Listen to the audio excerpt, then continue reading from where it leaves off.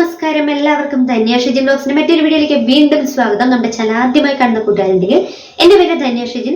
മലയാളത്തിന്റെ പ്രിയ നടനായ ശ്രീ ആസിഫ് അലിയെ സംഗീത സംവിധായകൻ രമേഷ് നാരായണൻ അപമാനിച്ച കാര്യം നിങ്ങൾ എല്ലാവരും അറിഞ്ഞിട്ടുണ്ടാകുമല്ലേ? ഒട്ടുമിക്ക ന്യൂസ് ചാനലുകളും റിയാക്ഷൻ ചാനലുകളും എല്ലാവരും ഡിസ്കസ് ചെയ്തിട്ടുള്ള ഒരു വിഷയം തന്നെയാണിത്. ഒരു പക്ഷേ ആ വീഡിയോ ആരെങ്കിലും കാണാത്തവരെ ഉണ്ടെങ്കിൽ ഒട്ടുമിക്ക എല്ലാവരും കണ്ടിട്ടുണ്ടാവും. കാണാത്തവർക്കായിട്ട് ആ വീഡിയോയുടെ കുറച്ച് ഭാഗങ്ങൾ ഇനി ഒരു സ്ക്രീനിൽ പ്ലേ ചെയ്യാം. സംഭവം മറ്റൊന്നുമല്ല, മലയാളത്തിന്റെ പ്രിയ അഭിമാനമായ നമ്മുടെ MT വാസുദേവൻ നായർ, അദ്ദേഹത്തിന്റെ പിറന്നാൾ ദിനമായിരുന്നു ഇന്നലെ. അതോടൊപ്പം തന്നെ അദ്ദേഹത്തെ ആദരിക്കുന്ന ഒരു ചടങ്ങ് കൂടി കൊച്ചിയിൽ കണ്ടക്ട് ചെയ്തിട്ടായിരുന്നു.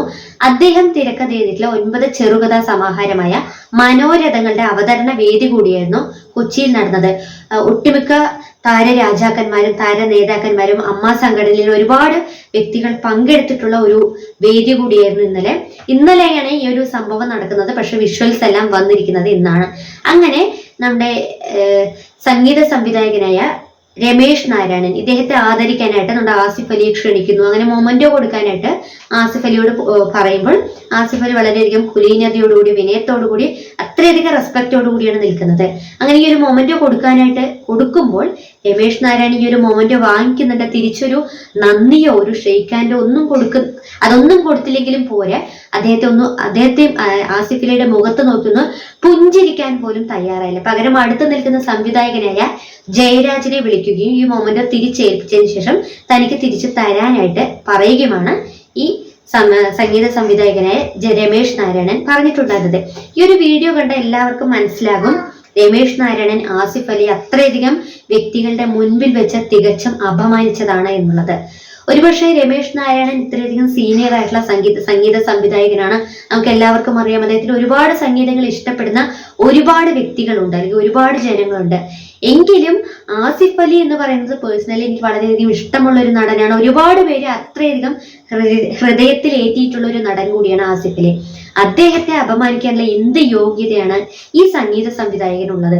അല്ലെങ്കിൽ ഇദ്ദേഹത്തിന്റെ അത്രയധികം സീനിയർ ക്വാളിറ്റി ഇല്ലാത്തത് കൊണ്ടാണോ? അല്ലെങ്കിൽ താരരാജാക്കന്മാരിൽ ആരെങ്കിലുമാണ് തനിക്ക് ഈ മൊമെന്റോ അല്ലെങ്കിൽ ഈ ഒരു പ്രസന്റ് തരാതിരുന്നത് എന്നതുകൊണ്ടാണോ?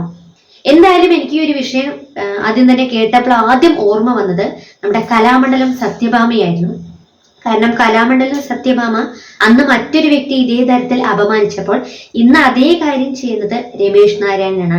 ഇതിപ്പോൾ രണ്ടുപേരും തമ്മിൽ, കലാമണ്ഡലം സത്യഭാമയും ഈ രമേഷ് നാരായണനും തമ്മിൽ യാതൊരു വിധത്തിലുള്ള വ്യത്യാസങ്ങളും ഇല്ലാത്ത രീതിയിലാണ് ഇന്നിപ്പോൾ അദ്ദേഹം ബിഹേവ് ചെയ്തിരിക്കുന്നതിന് ശേഷം അദ്ദേഹത്തിന്റെ എക്സ്പ്ലനേഷൻ ഒക്കെ വന്നിട്ടുണ്ടായിരുന്നു. ഞാൻ ആസിഫ് അലി കണ്ടില്ല, ആസിഫ് അലിയോട് ക്ഷമ ചോദിക്കുന്നു, മാപ്പ് പറയുന്നു തുടങ്ങിയവയൊക്കെ. ഒരുപക്ഷെ ആസിഫ് അലി അത് ക്ഷമിച്ചാലും ഈ വീഡിയോ കണ്ടിരിക്കുന്ന ഇത്രയധികം ആസിഫ് അലി അപമാനിച്ച അദ്ദേഹത്തിന് ഐക്യദാർഢ്യം പ്രഖ്യാപിച്ചുകൊണ്ട് വന്നിരിക്കുന്ന ജനങ്ങൾ അതൊരിക്കലും ക്ഷമിക്കില്ല, മാപ്പ് അർഹിക്കുന്നതുമില്ല. അത്രയും വലിയൊരു ഗുരുതരമായിട്ടുള്ള അപമാനം തന്നെയാണ് രമേഷ് നാരായണൻ നടത്തിയിട്ടുണ്ടായിരുന്നത്.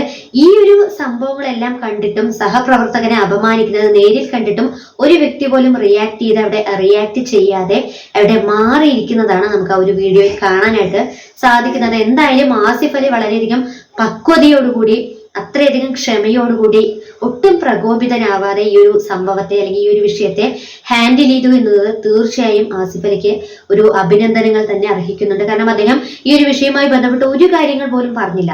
ഈ സംഗീത സംവിധായകനെ കുറിച്ചോ അല്ലെങ്കിൽ ഈ ഒരു വിഷയവുമായി ബന്ധപ്പെട്ട് ഒരു കാര്യം പോലും പറയാതെ വളരെയധികം മാന്യമായാണ് അദ്ദേഹം പോയത്. എന്തായാലും ഈ രമേഷ് നാരായണൻ എന്നുള്ള വ്യക്തിയുടെ ഉള്ളിലുള്ള വിഷം എന്താണ് എന്നുള്ളത് അദ്ദേഹം തന്നെ തെളിയിച്ചു. ഒരു സംഭവത്തിലൂടെ, ഈ ഒരു ആസിഫ് അലി എന്നുള്ള വ്യക്തിയിലൂടെ എന്തായാലും രമേഷ് നാരായണൻ ഈ ഒരു അദ്ദേഹത്തിന്റെ ഉള്ളിൽ ചീറ്റിയിരിക്കുന്ന വിഷം പുറത്തേക്ക് എടുത്തു.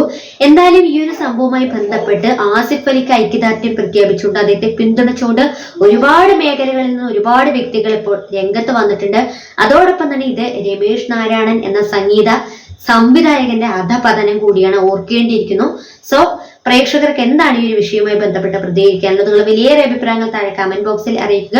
നമ്മുടെ ചാനൽ ആദ്യമായി കാണുന്ന ഏതെങ്കിലും കൂട്ടുകാരെങ്കിൽ ഒന്ന് സബ്സ്ക്രൈബ് ചെയ്ത് തൊട്ടടുത്ത് ഒരു ബെൽ ബട്ടൺ എനേബിൾ ചെയ്താൽ നമ്മുടെ വീഡിയോസിന്റെ നോട്ടിഫിക്കേഷൻ കൃത്യമായി നിങ്ങൾക്ക്